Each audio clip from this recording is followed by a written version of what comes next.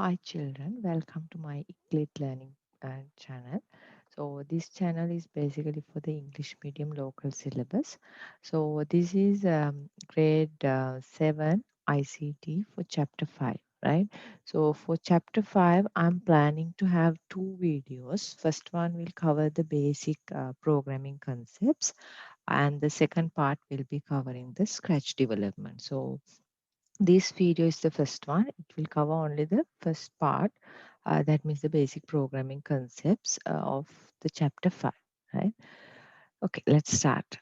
So this is chapter 5, program development, right? So basically programming development, it will be bit different concept for you. You may not understand first what it is, but if you get used to this is actually one of the key parts, like heart of the ICT, because what my job is doing this, right? I'm basically developing programs, right? So this is called like the which we but software engineers would do, right? Sometimes in Sri Lanka still people don't understand what this is. When they ask my job description and all, they are a bit confused. They don't get what I'm really doing. So this is one of the good areas. If you can be expert on this, you can earn well, right? So these are new job opportunities you have. So IT is not, ICT is not just doing Word or Excel or something like that, or doing Paint and doing games and all. It's a bit advanced than that, right? So you can do marvelous things uh, if you can understand these concepts and if you can become an expert on this, right? Yeah, so in your syllabus in the grade 6, we had a small part from programming, and this is the second time we are going to learn about programming, right? So, yeah, so here basically we are talking about how to decompose a problem, right? So, a problem can be a simple or a complex, right? So, if it's a simple one, yes, you can resolve it, you can quickly understand it and resolve it very quickly, right? But it's not the case when it is a bit complex, right? So if the problem is complex, you have, when you're going to solve it, it may be a bit hard, right? You won't be understanding it, right? So what basically you have to do is, if you have a complex problem, then you have to decompose it into a small sub problems. This is actually valid for your day-to-day things as well. For example, if you have something which is very hard to resolve, if you don't know the answer for that question in your life, try to break it into small pieces, right? Then you will understand, if I solve this, it will be solving the whole thing. Okay, so slowly read the question, understand the question, and try to decompose it into sub problems, right? So for then it's easy to solve, easy to understand, and easy to describe to somebody else, and easy to analyze as well, right? So in grade 6 and 7, you may have learned how to solve this kind of a question. In grade 6, you learn about basic mathematics operations, and in grade 7, you may learn how to solve these kind of bit complex solution. So if you see these kind of complex, hard problem, right? At one step, yes, it will be a bit hard to solve. But if you decompose it into simple things like this, first you have to do the multiplication, then you have to do the addition, then the whole answer you should divide. So if you divide it into like this, it is basically easy to find an answer logically, right? So that's why we are talking here about decomposing the problems, right?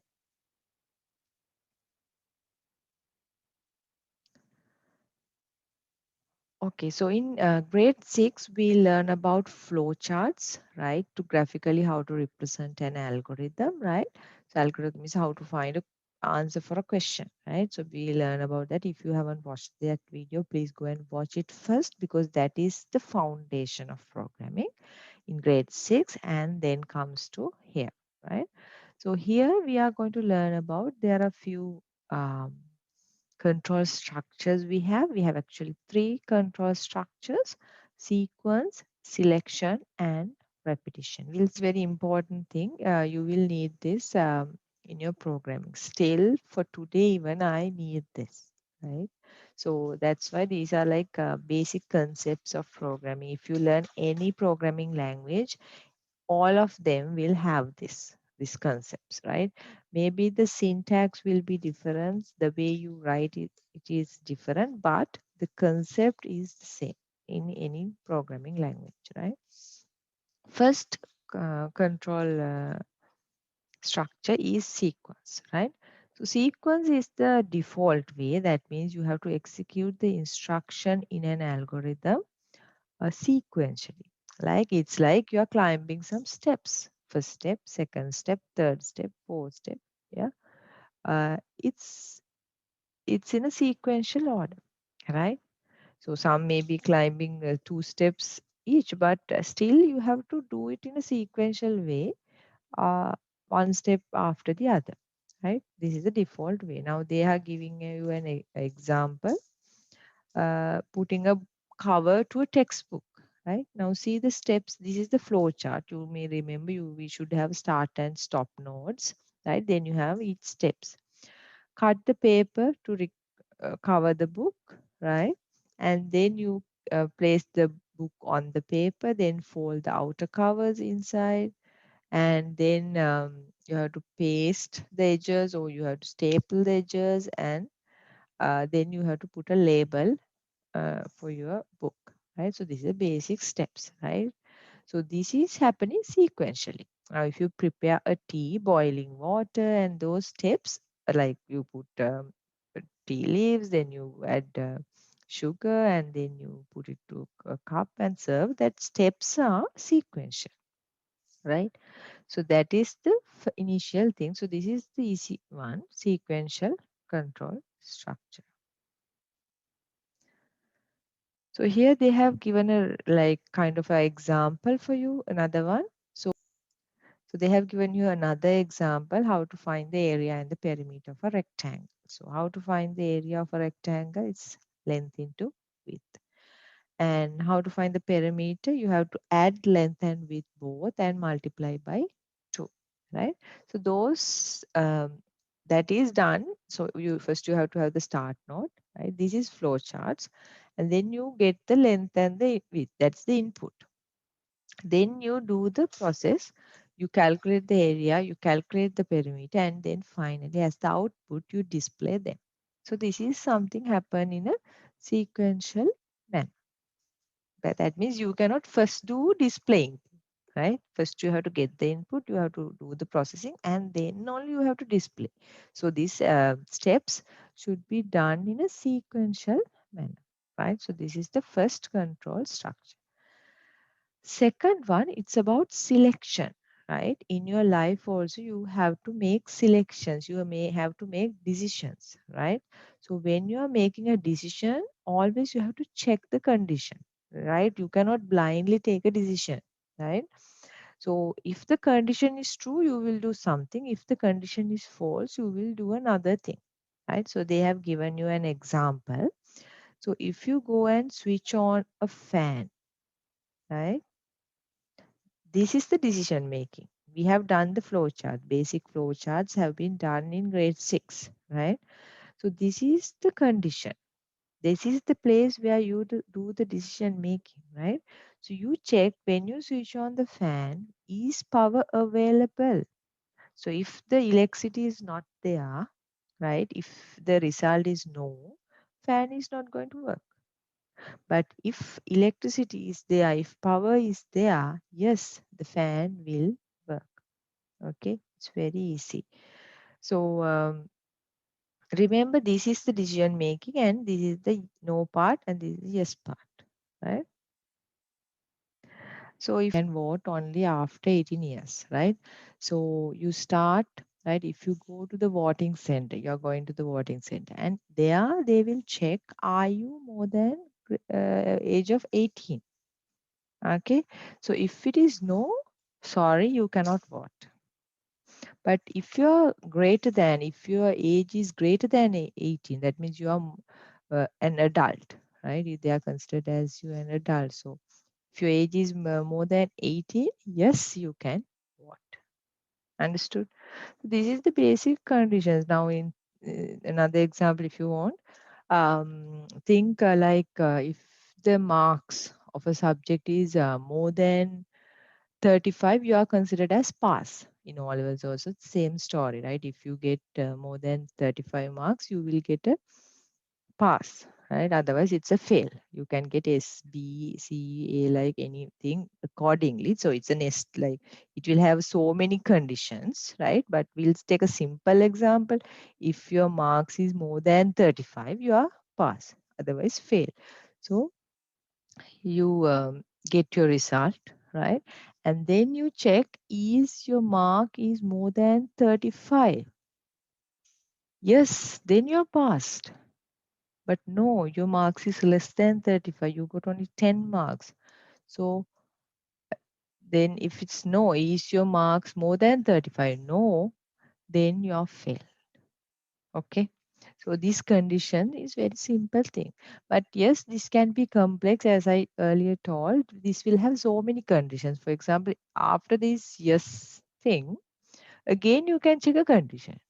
Like that, it can be like going to few more conditions, like kind of a nested like conditions. Okay, so don't worry about that now. In this chapter, it's very basic concept they are explaining, right?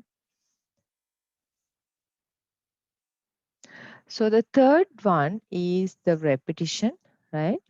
So repetition means sometimes when you execute instructions, it can be maybe several instructions. Those things should be repeatedly done. They will check a condition, right? While their condition is checked, depending on a condition, the repetition will take place, right? For example, if you think about the water cycle, it's a repetitive task, right? It never stops. It is repeatedly happen, right? Now they are giving a small example for you, very easy to understand, right? So in small days, or still maybe you are collecting money to a till, right? You are collecting money to a till. So here start, right? Flow chart starts with this node, and then you take a till to put money, right? So you put money, right? So is it full, right? So this is a condition. If the till is full, yes, we stop it, we break the till and we will get the money. But if it is not, if the condition fails, you have to again put money. So is the till full? No.